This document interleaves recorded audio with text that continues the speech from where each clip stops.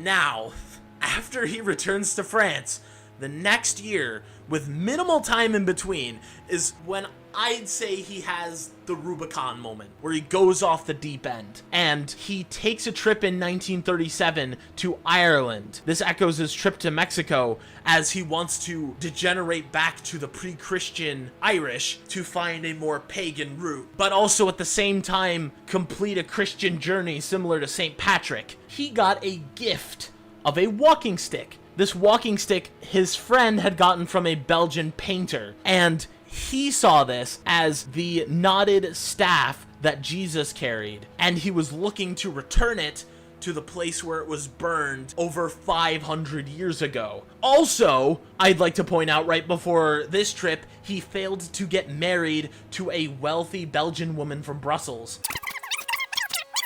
Or attempting to better himself, he goes deep into Kabbalistic texts.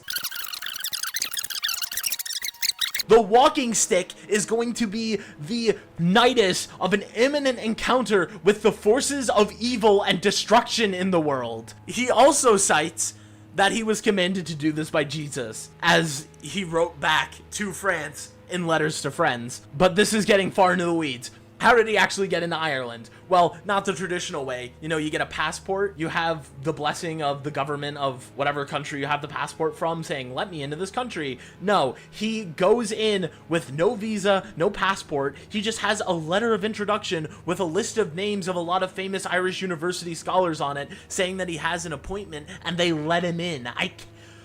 I had more trouble at the border of Canada than Artaud had getting into Ireland, but that's neither here nor there. The more insane thing is that he lives in Ireland exactly like he did in France. He stays in the homes of just random people, and there's a lot of stories about people just trying to get the walking stick off of Artaud, and he doesn't leave it. Not even when he sleeps, he'll never part with the thing. Even when he's, quote-unquote, chasing women around, he doesn't give up this staff. He stays in homeless shelters, and he takes effectively the same journey of St. Patrick, almost directly to a T, ending up in Dublin, where he goes to the university in Dublin and meets with one of the scholars on his letter of introduction, who, St. Patrick bless him, calls Artaud blatantly insane. He says it in like a really nice, roundabout way about, you know, he doesn't have anything going on upstairs. He's really nice about it, but he just calls him a lunatic. And also not well known, he comes into a conflict with the Irish police.